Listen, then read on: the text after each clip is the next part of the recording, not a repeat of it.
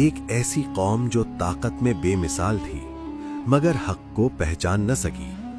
یہ ہے قوم عاد اور ان کے درمیان بھیجے گئے اللہ کے نبی ہود علیہ السلام کی داستان۔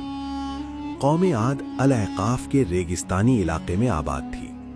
وہ بلند و بالا عمارتیں بناتے اور اپنی قوت پر فخر کرتے تھے، مگر وہ اللہ کے سوا دوسروں کی عبادت کرتے تھے۔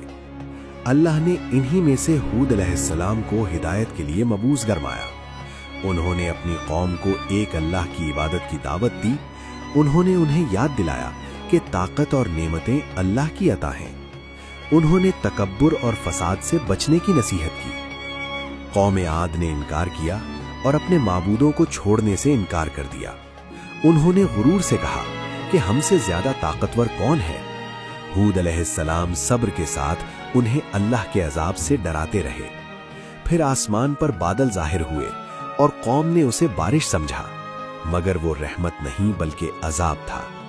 اللہ نے ان پر شدید اور مسلسل چلنے والی آندھی مسلط کر دی۔ وہ ہوا کئی دنوں تک چلتی رہی اور سب کچھ تباہ ہو گیا۔